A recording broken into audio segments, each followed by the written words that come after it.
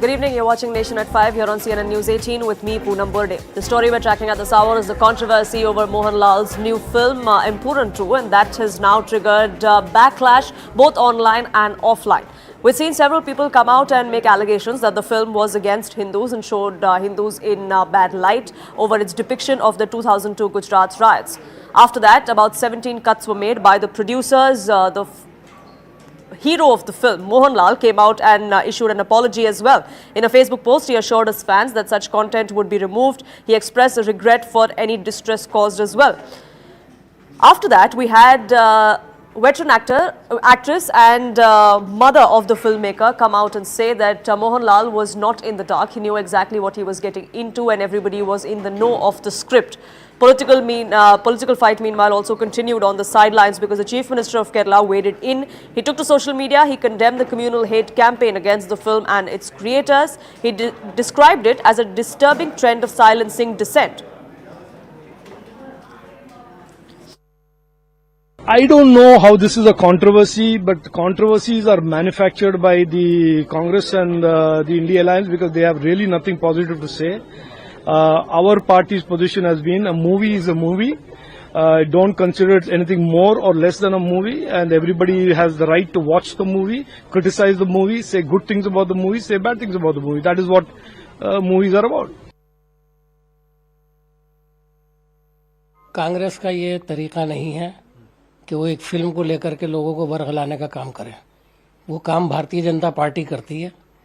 Kerala files को देख लीजिए, कश्मीर फाइल्स को देख लीजिए, और उसके अलावा अभी जो एक फिल्म आई थी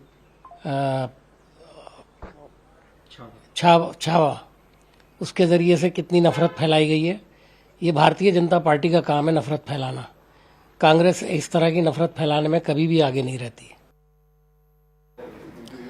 The film has triggered massive controversy online, this despite the fact that off screens at the box office, the film has seen great success. Audiences have been coming out and watching the film in large numbers. In fact, the opening day made huge money and it was a huge success as far as the film's box office records are concerned. But the political fight continued on the sidelines despite an apology and regret coming to the fore from Mohanlal.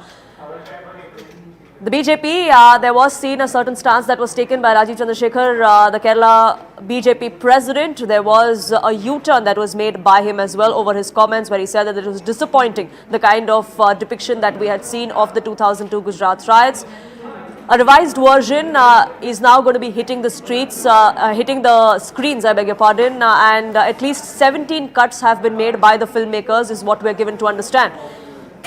But Empuranu director's mother has now come out and defended her son. She's also a veteran actress. She's come out and said that her son is being made a scapegoat.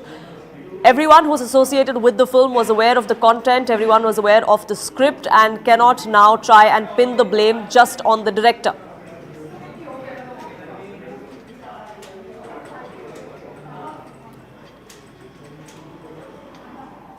We're shifting focus now to more news that's coming in. We will try and get more details of what exactly is transpiring in Kerala. But as far as the Congress is concerned, Shashi Tharoor has once again joined the bandwagon of praising Prime Minister Modi and his government policies. This time around, in an interview to a magazine, he spoke about India's program during COVID-19, which was the Vaccine Maitri program. He lauded the success of that program as India marks 5 years of that significant milestone.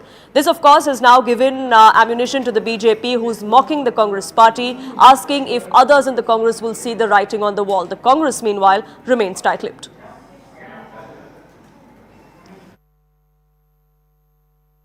Dr. Tharoor has praised India's vaccine diplomacy, Vaccine Maitri program. Recently, he had praised Modi government's Ukraine-Russia foreign policy initiatives and also hailed Donald Trump government's executive order emulating Indian voter identification systems.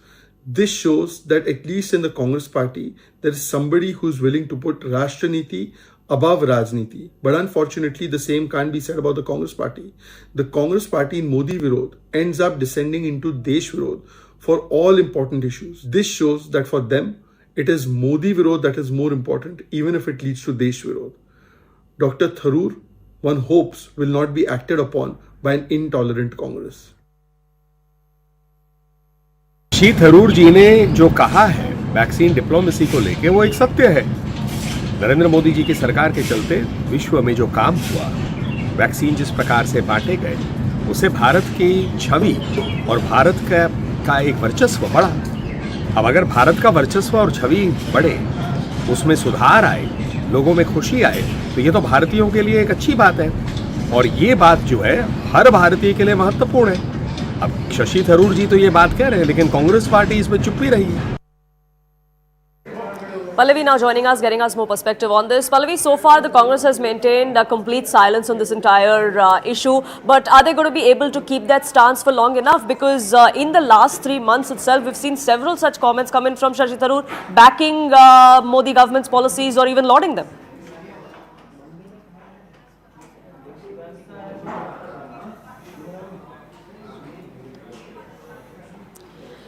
We'll try and reconnect that line with my colleague Pallavi, who's getting us more details. But so far, Shashi Tharoor's comments have put the Congress party in an awkward position. They've maintained complete silence over his recent comments. Remember, just this month, he had spoken of Indian government's stance on the Russia-Ukraine war. He had in fact said that he was left with egg on his face because he had questioned this stance 3 years ago when the war began. But now it looks like that policy was reaping dividends. Now he has once again come out and in an interview to a magazine spoken of the Vaccine Maitri program of the Modi government and lauded it. Pallavi, I believe, is now back with us. Pallavi, the Congress's strategy so far has been about staying mum and not really responding to Shashi Tharoor. But can they continue to maintain that given how often he's been making these comments? Yeah, it's a catch-22 situation. On one hand, it's very clear that the Congress is very uncomfortable with these repeated comments coming in from Shashi Tharoor, which obviously is making the BJP smile. While the Congress party is frowning, it's also compulsionary that he has a whole zoo attraction. He has a lot of popularity and he's one of the most high-profile leaders.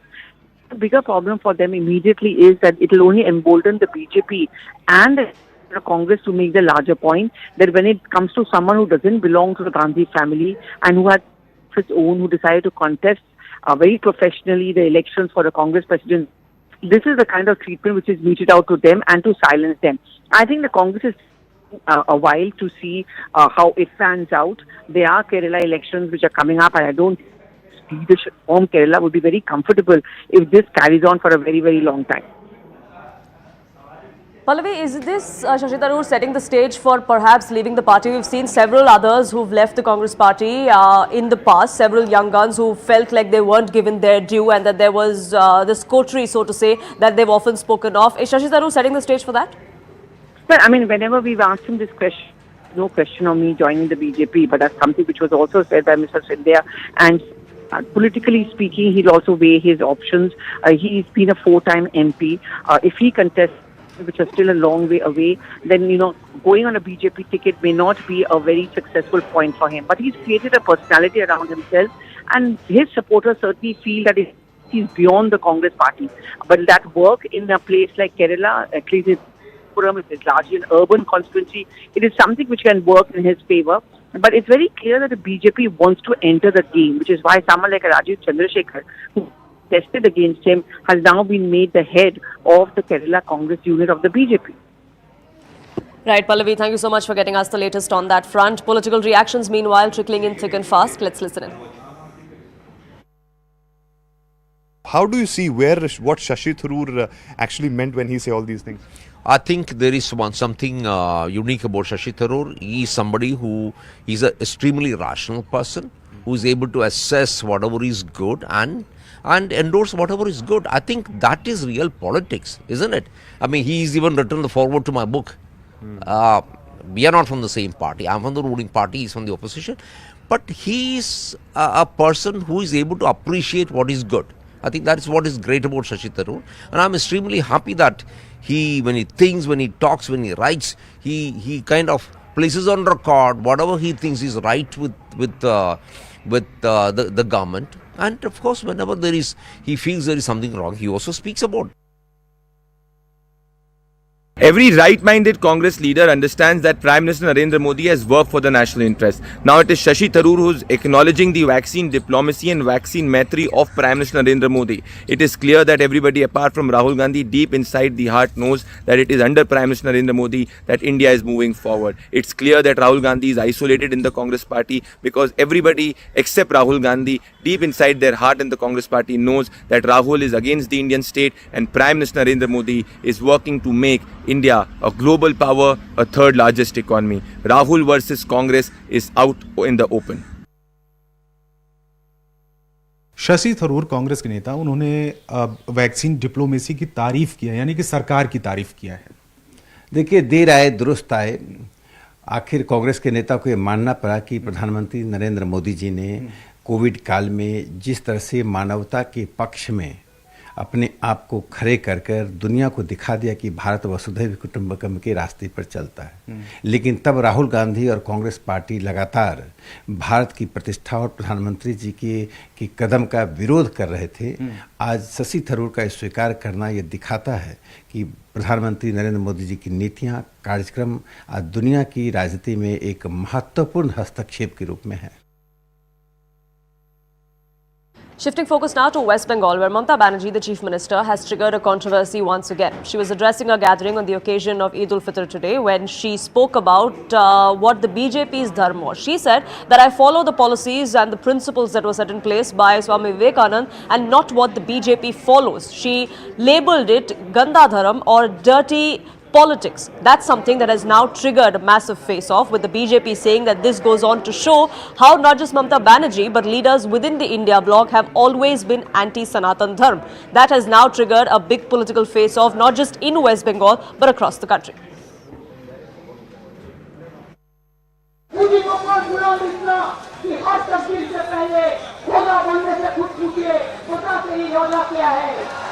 हमारा रोजा ये है कि हम सबको लेके चलेंगे, सबका साथ जाएंगे। आपका झूठा स्लोगन सबका साथ, सबका विकास, आज कोई देख के माइनॉरिटी को देख के आप पिछाते हैं। कोई जगह में कोई माइनॉरिटी होता है, कोई मेजोरिटी होता है।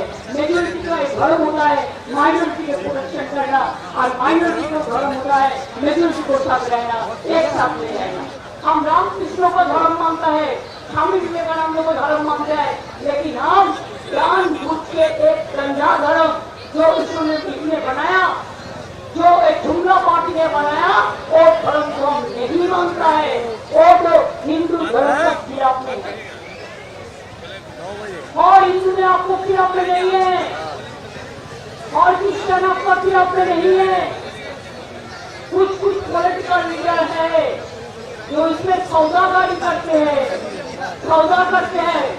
उसको सौदा का दुकान हम बंद कर देगा।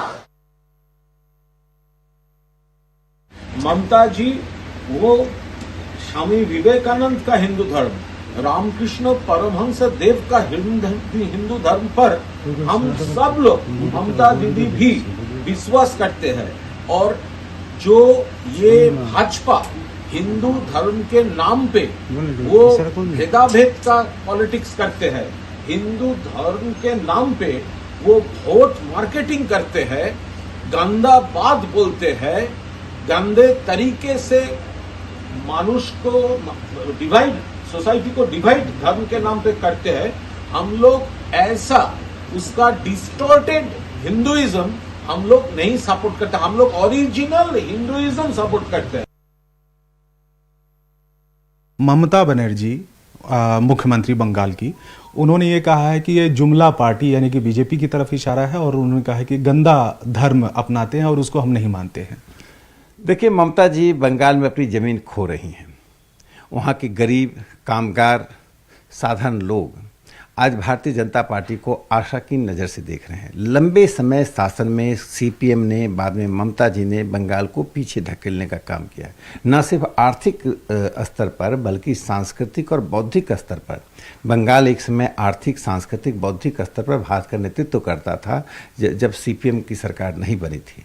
सीपीएम से लेकर टीएमसी तक की यात्रा बंगाल की पतन की यात्रा है, बंगाल के में अराजकता की यात्रा है, बंगाल में आम लोगों को को सरकारी दमन की यात्रा है, उससे भारतीय जनता पार्टी निकालने जा रही है। इससे ममता जी तिल मिला रही हैं।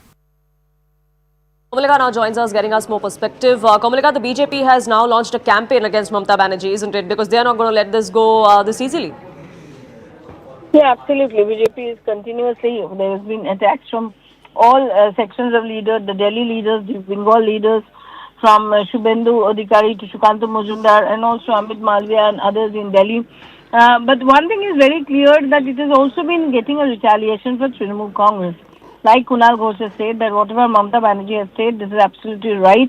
And the party and Mamata Banerjee has always been saying that they believe in the ideology of the Hindutva that is being propagated by Ramakrishna and Vivekananda, not by what BJP says, because BJP is trying to create politicized religion. They are trying to make Ram Navami as a political event and all those things.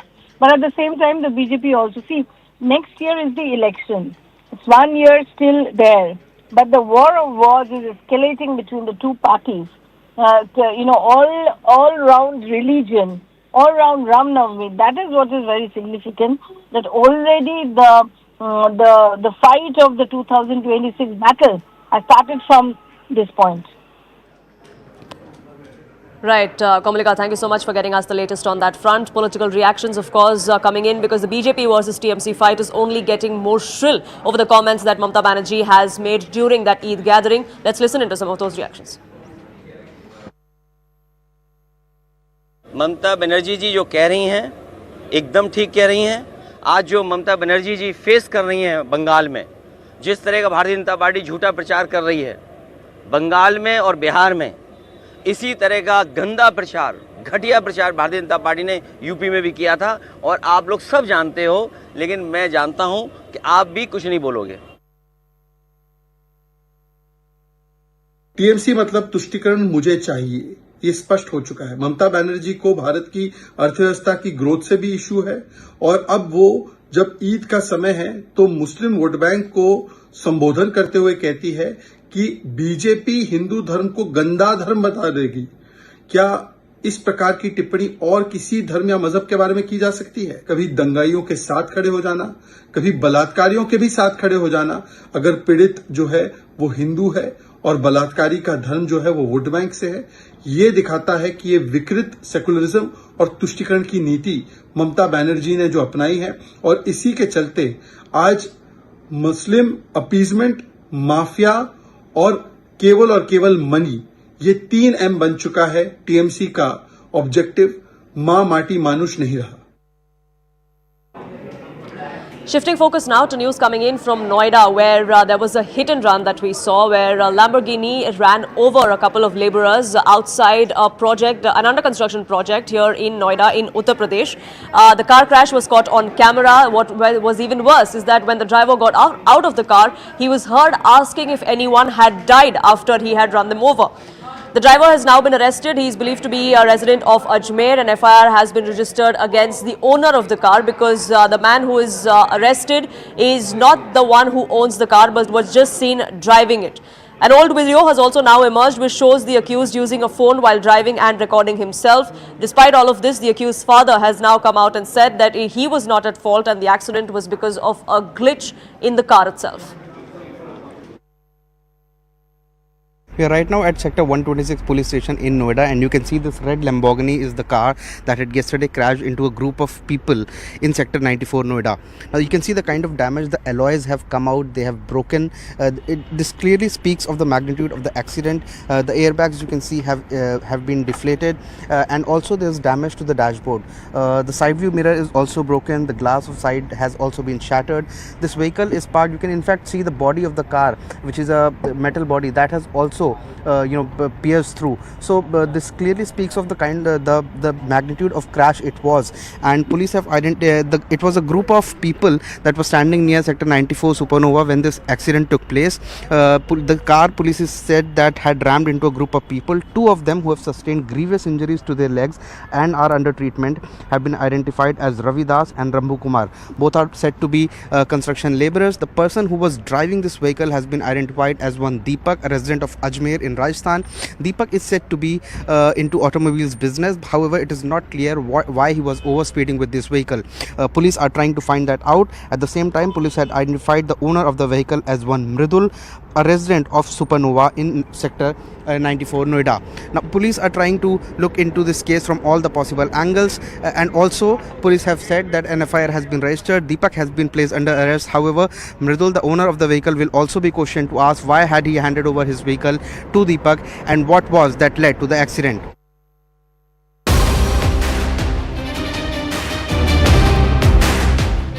The accused, who was arrested while he was caught on camera driving and ramming that vehicle into people in Sector 94 here in Noida, has now been granted bail by the court. That's what we're given to understand. He was produced in court after his arrest. He's also been granted bail after that. That's the latest that we're gathering. The FIR, remember, does not mention the driver who's believed to be a resident of Ajmer. The car belongs to another individual, a resident of Noida, of a building that's close to where the accident happened. So far, that person has not been placed under arrest. The one person that was arrested was the driver of the Lamborghini. He has now been granted bail by court.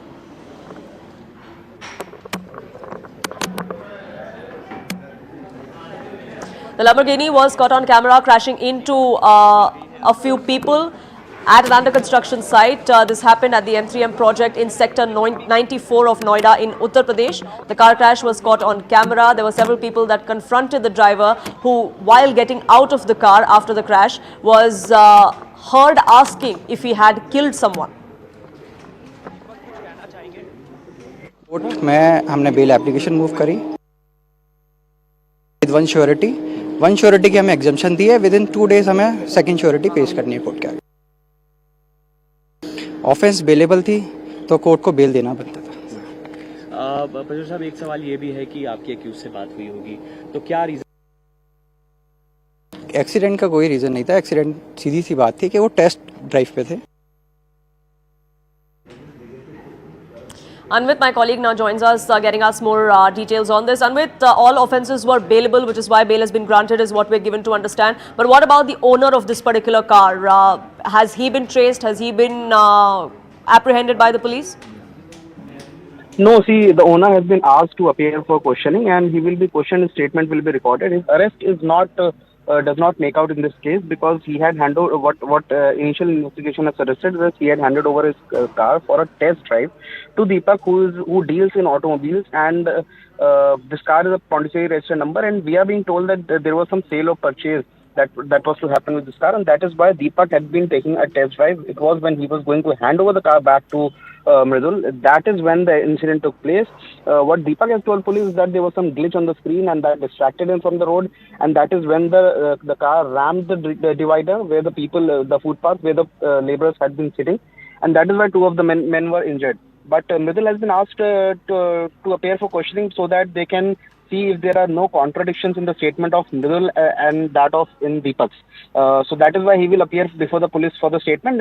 Deepak's statement has been taken. He has also been taken to a court where he was produced, and he has been granted bail, because total number of months of punishment in this case was also not more than 2 months. So it is just to say it is a minor case, but those who have been injured certainly have caused have sustained grievous injuries, and they continue to be under medical supervision. However, the police have said that doctors are saying that they are out of danger, and the police are now investigating this matter from all the possible angles.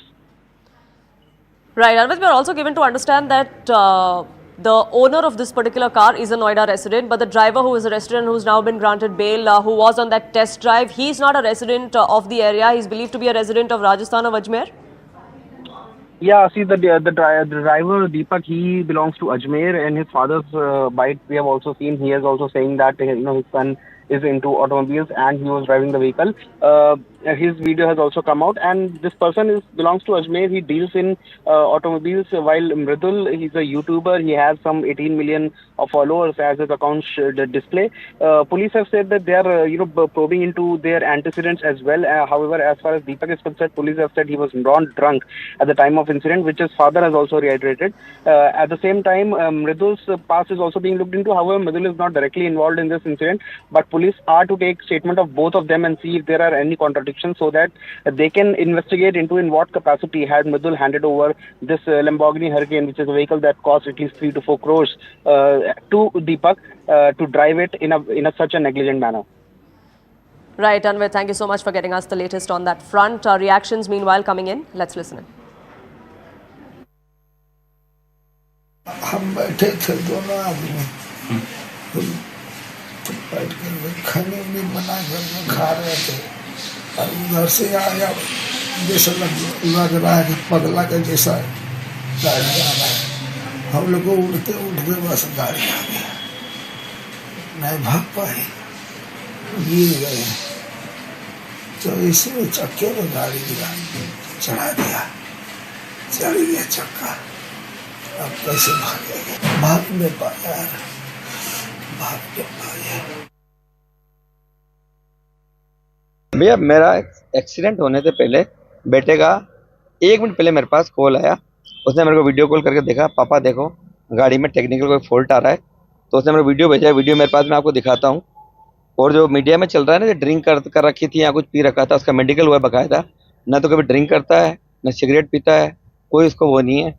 Plus जहाँ accident हुआ है उससे 100 metre की दूरी पे उसका खुद का अपना मकान है, वहाँ से बंदा निकल रहा था। तो 100 मीटर की दूरी पे कोई इतनी स्पीड पकड़ ही नहीं सकता है, और जस्ट ए मोड़ था। और मैं आपको वीडियो दिखाता हूँ, इसकी कहीं कोई गलती नहीं है।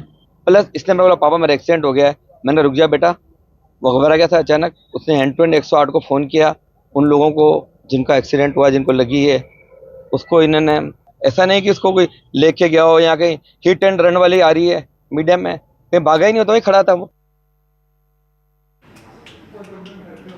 On that note, it's time for a quick break on this edition of Nation at 5. We'll be back in just a few minutes. Don't go anywhere.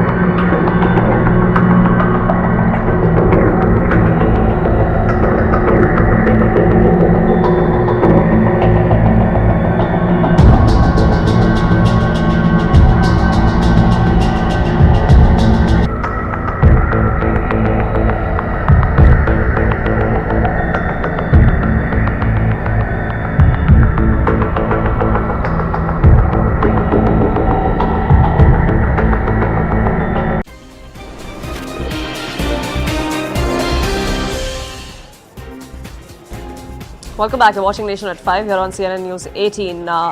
What has happened in our neighborhood is that just a few days ago, the chief of the caretaker government in Bangladesh, Mohammad Yunus, was in China. Right after that, we've seen commentary coming in from Mohammad Yunus, which would be seen as an anti-India plank. He's spoken about the 7 sisters, the 7 Indian states. He says the states in the east are all landlocked and only Bangladesh is the guardian of the ocean. He also then went on to threaten that if India and China relations are not maintained, that Chinese investment in that region could be beneficial for Bangladesh, could also be seen as a threat to India. Now, that is a comment that Indian government sources have outrightly rejected. It's a total misrepresentation, as has been confirmed by CNN News 18. Top government sources, in fact, have told us that Yunus has been asked to retract his statement and give a clarification. Government sources here in India maintain that Yunus is not only undermining India but also disregarding bilateral agreements on trade rules. 7 states of India, eastern part of India, called 7 sisters, they are landlocked country, landlocked region of India. They have no way to reach out to the ocean. We are the only guardian of the ocean for all this region.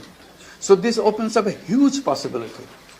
So this could be an extension of the Chinese economy, build things, produce things, market things, bring things to China, bring it out to the whole rest of the world.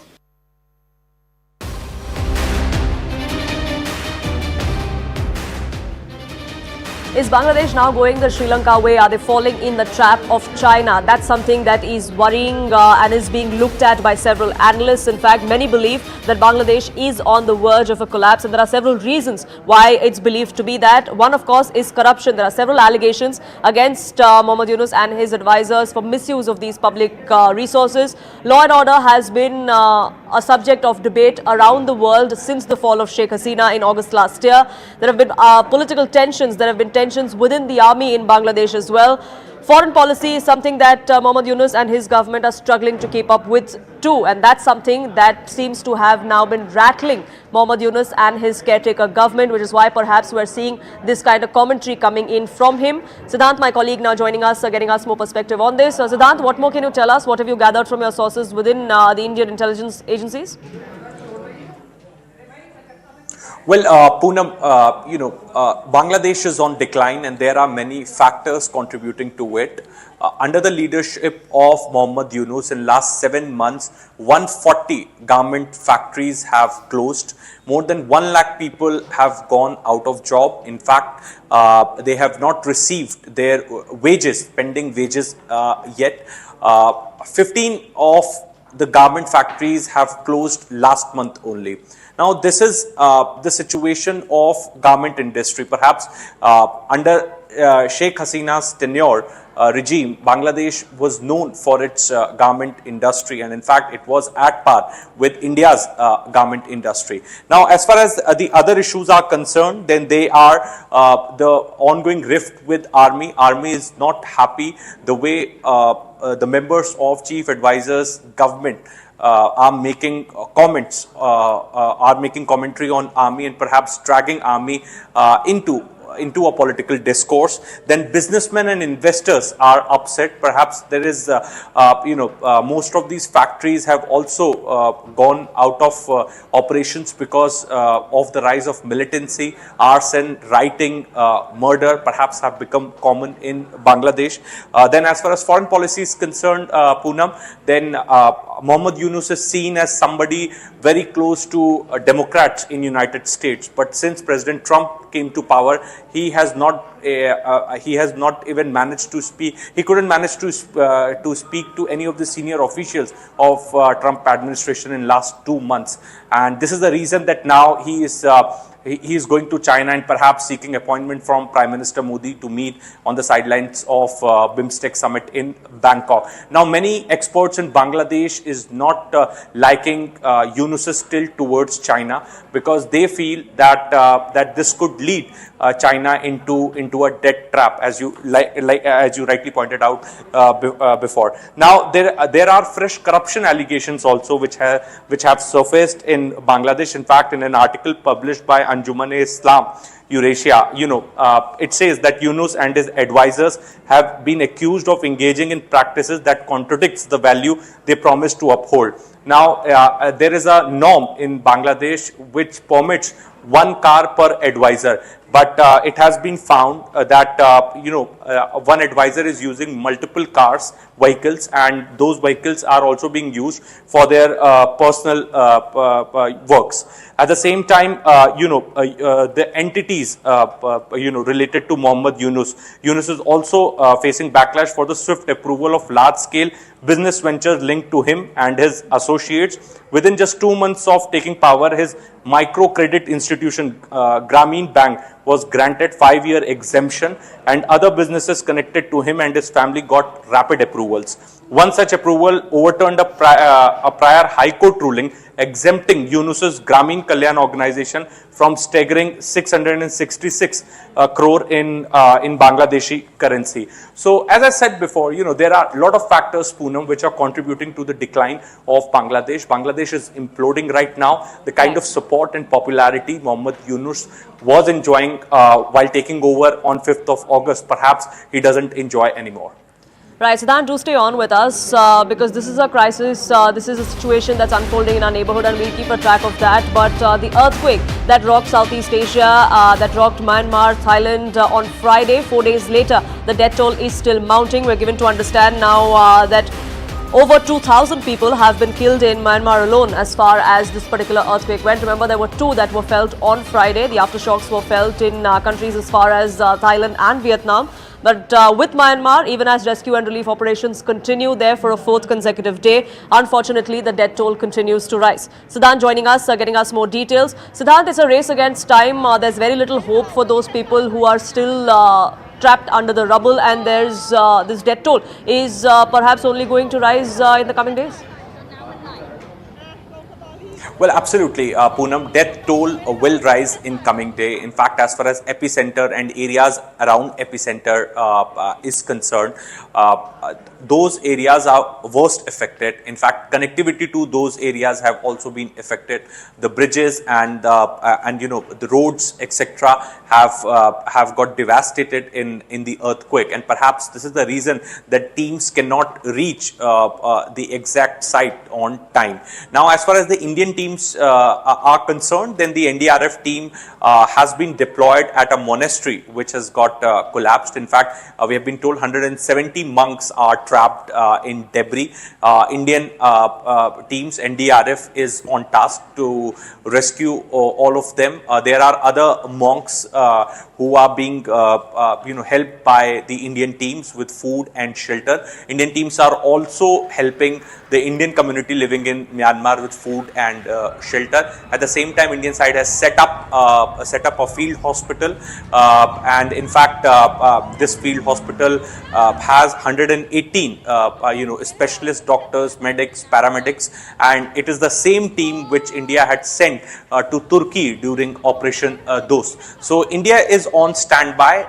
More than 5 Indian Air Force aircraft have gone to Myanmar carrying supplies and rescue teams. In fact, 2 naval ships have also moved for Myanmar. 2 other ships are on standby right now, and if required, India could send more supplies and more medical hospital to Myanmar. Right, Siddhant, thank you so much for getting us the latest on that front. We'll keep a track of the operations that continue in Myanmar, in Thailand, and across Vietnam as well. On that note, time for a quick break on this edition. Back in just a few minutes.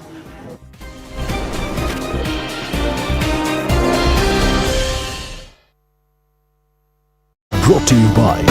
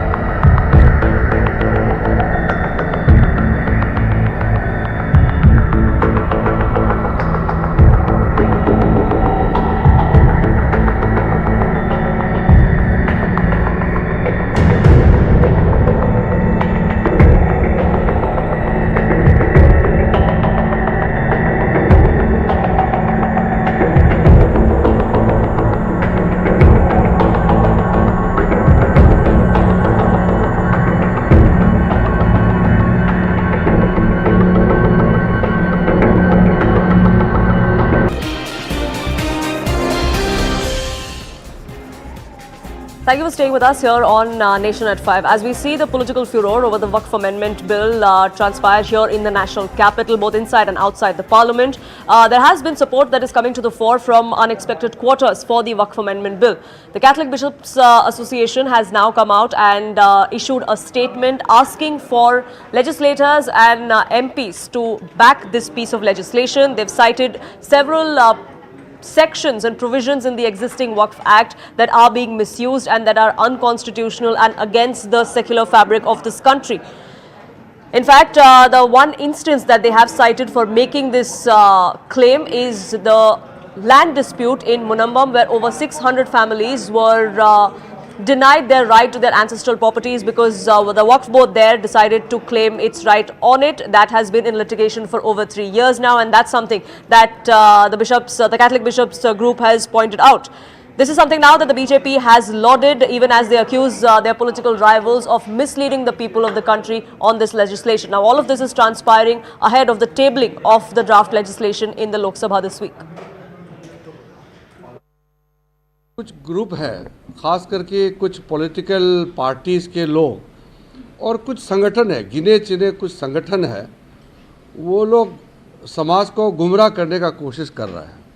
मैं बहुत साफ तौर पर कहना चाहता हूँ कि झूठ ना बोले और वक्फ बिल में जो प्रावधान है उसको अच्छी तरह से पढ़ के फिर उसके बाद में तर्क रख करके अपना बात को बोलने से अच्छा है। हिंदुस्तान एक लोकतांत्रिक देश है।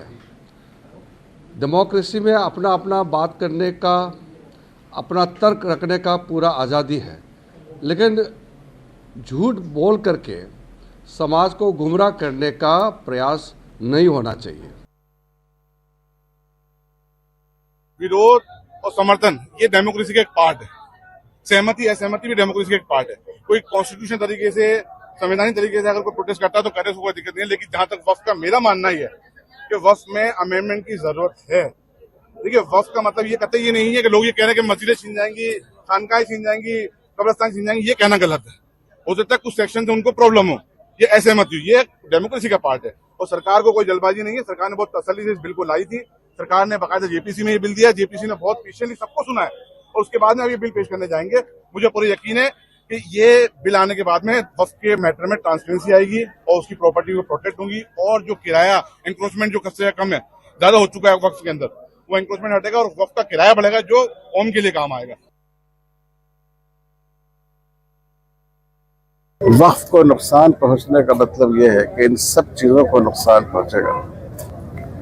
इस वक्त जो वक्फ तरमीमी बिल 2024 लाया गया है, यह वक्फ की हिफाजत के लिए नहीं है, बल्कि वक्फ को तबाह और बर्बाद करने के लिए। जो सहूलतें हमारे हिंदू भाइयों को उनके धार्मिक स्थलों और मजहबी कामों के लिए है, सिख भाइयों को है, मुसलमानों को उससे महरूम करने की कोशिश की जा रही है। हमें खुशी है कि तमाम अपोजिशन पार्टियां नॉर्थ से लेकर साउथ तक इस मसले में हुकूमत की मुखालफत कर रही हैं, क्योंकि ये बिल्कुल नाइंसाफ़ी पर मबनी चीज़ है। तो इसलिए हम अपने मुअज़्ज़ज़ चीफ मिनिस्टर तेलंगाना साहब से भी उम्मीद रखते हैं कि वो भी असम्बली से इस सिलसिले में रिजर्वेशन पास करेंगे, तजवीज़ पास करेंगे और इंशाअल्लाह उसका बड़ा असर होगा। कैथोलिक काउंसिल हो, उसके बिशप ने पूरे केरल के एमपीज को किया है, तो इससे साफ है कि उनका तो जो कैथोलिक के पादरी होते हैं केवल अपना रिलीजियस और एजुकेशन से ही ताल्लुक़ रहता, कोई सियासत से नहीं। तो उन्होंने साफ इस बिल को पढ़ा, हमारी रिपोर्ट को पढ़ा और उनको लगता है कि ये वक्त के बेहतरी के लिए है। डिस्प्यूट ख़त्म होगा। केरल की सैकड़ों साल पुरानी चर्च को कह दिया वक्फ है, सूरत के म्यूनिसिपल कॉरपोरेशन को कह दिया ये वक्फ की प्रॉपर्टी है, तो ये विवाद ख़त्म होगा, इसलिए वो अपील कर रहे हैं। Mr. Baby, the KCBC has now asked all the MPs of Kerala to support the Waqf Amendment Bill. They are saying that the bill is unjust and unconstitutional parts are there in the bill. How do you see this? You see, the India bloc political forces, they had taken a stand that this amendment is having influence from the Sangha Parivar perspective, and it is hurting the minority interest, Muslim minority interest, without having had proper discussion with all political parties, especially those who uphold the minority interest in our country. The union government should not have bulldozed this legislation, this amendment. Kerala Catholic Bishops' Council and many other Christian organizations are asking the MPs from Kerala to take a stand on the Waqf Amendment Bill and vote in favor of it, because in Kerala, in a place called Munambam near Cochin, hundreds of families, poor families, are having the threat of their land being seized by the Waqf hang on their heads. And this is an issue for which they have been agitating for months and years. And it is time that the MPs of Kerala did what is their duty to do, which is to help people who are in trouble, help people and solve their problems rather than only play appeasement politics. The Waqf Amendment Bill, as we know, is not against any community. It is about aligning a law to the constitutional values of India. वक्फ विधेयक है वो हमारे संविधान पर एक सीधा आक्रमण है। सारी विपक्ष की पार्टियां विरोध करेंगे, सिर्फ कांग्रेस पार्टी नहीं, समाजवादी, टीएमसी, आम आदमी पार्टी, वामपंथी, सभी लोग उसका विरोध करते हैं। और सवाल ये है जेडीयू क्या करेगी, टीडीपी क्या करेगी। पहली बार ये हुआ कि समिति में क्लॉज बाय क्लॉज चर्चा नहीं हो पाई। सर, ये वक्फ बिल को लेकर अभी हमने देखा कि जो केरला कैथोलिक बिशप काउंसिल है, उन्होंने भी सपोर्ट किया है और कहा है जो केरला के जितने एमपीज हैं कि इस बिल का पार्लियामेंट में सपोर्ट करें। कैसे देखते हैं? ये वक्फ का जो एक्ट है, ये एक्ट ऑफ गवर्नमेंट है, एक्ट ऑफ गॉड नहीं है। वक्फ का जो एक्ट है वो कोई आसमानी किताब नहीं है कि जिसमें कोई रिव्यू नहीं हो सकता, रिफॉर्म नहीं हो सकता, बल्कि शुद्ध रूप से ये एक सरकार का या जो संसद का कानून है और संसद ही उसको करेक्ट करेगी। इसलिए किसी को कन्फ्यूज़न करने की ज़रूरत नहीं है। और दूसरी चीज़ ये कि संसद के अंदर आ चुका है और ये पास होगा। और सर, अजमेर दरगाह के जो चीफ हैं उनकी तरफ से भी एंडोर्स किया गया। उन्होंने कहा था कि लैक ऑफ ट्रांसपेरेंसी, मिसमैनेजमेंट है। अभी वक्फ माफियाओं के जुल्म और जुर्म के जो सबसे ज़्यादा जो पीड़ित लोग हैं उनमें मुसलमान हैं, ये बात समझ लीजिए। अब इस सुधार से जो है सबसे ज़्यादा फायदा उनको होगा। आज तक बीजेपी ने जो फैसले लिए हैं उससे पॉलिटिकल लाभ लेने के लिए लिए हैं उन्होंने। जो मोटी बात यह है, जो फैसले, जो कानून, जो संविधान में परिवर्तन भारतीय जनता पार्टी करती है उससे पॉलिटिकल लाभ लेना चाहती है। उससे भारत का विकास, हिंदुस्तान का विकास नहीं होता। और अगर भारत का, हिंदुस्तान का विकास हो रहा होता, चाहे नोटबंदी के फैसले से, चाहे जीएसटी लागू करने के फैसले से, तो आज हमारे 80 करोड़ लोगों को राशन नहीं देना पड़ता। I think it's a very good move because the Waqf bill has got far too many deficiencies. It's not transparent. It's absolutely absurd. If you ask me, some of the provisions are absolutely absurd. That's why this government said it will amend the act. A bill has been introduced and hopefully it will be passed during this week. It is absolutely essential because you see, any law has to be transparent. See, the methodologies, the procedure everything has to be transparent. Here is an act under which you see they can do anything. Tomorrow they can come and say the Parliament House belongs to to us, and therefore it's an irrational act, and therefore the government is rectifying it. Very simple. It's not against any community or any people. It's just rationalizing whatever are the irrational provisions in the act. All these parties, the Congress and the Communists, they all claim to be very secular, and they claim to be on the side of rationality. If that is so, this bill which has come up, the amendment bill, which is absolutely a rational bill, they should support. Waqf board को लेकर जो संशोधन bill है उसका समर्थन करने की बात की है, जबकि बहुत सारे ऐसे पॉलिटिकल पार्टियां हैं, बहुत सारे ऐसे संस्थान हैं जो लगातार विरोध कर रहे हैं।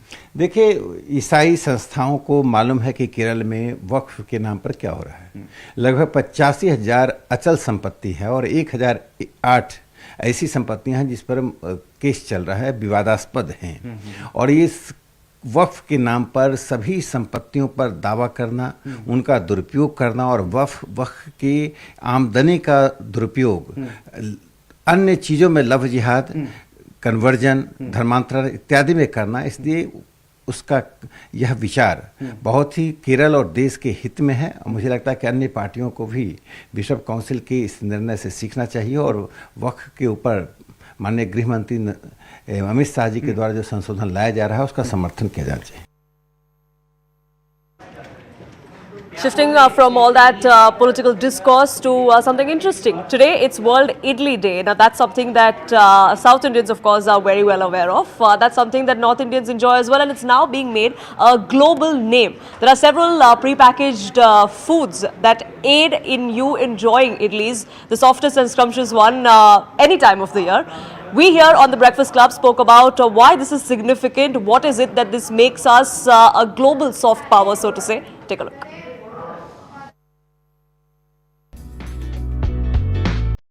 Hello everyone, welcome to Home Cooking with me Hema Subramanian. Today I am going to share a classic breakfast recipe that can be made very quickly and easily. Today we are going to make this delicious instant rava idli from scratch. So let's get started and check it out.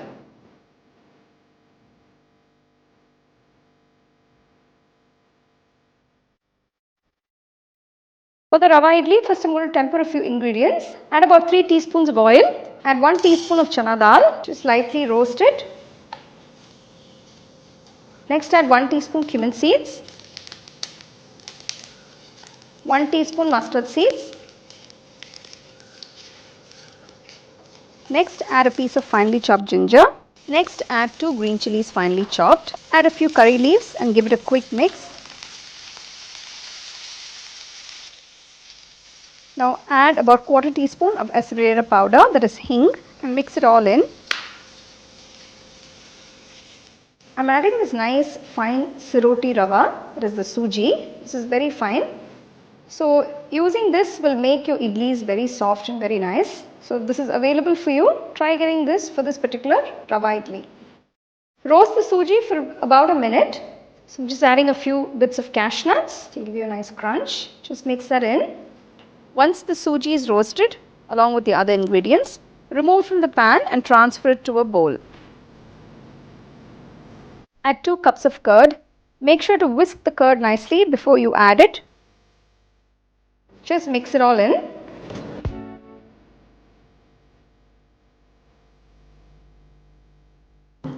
Just add a little water and mix it in till you get a nice batter. Just make sure it's all well combined. So just gradually pour water to get the right consistency for the rava idli batter. So you can see I've mixed everything. Finally I'm adding a teaspoon of salt. Mix everything together and let it sit for about 30 minutes.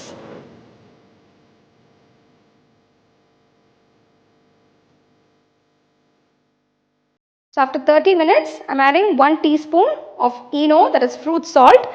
So if this is not available for you, you can just use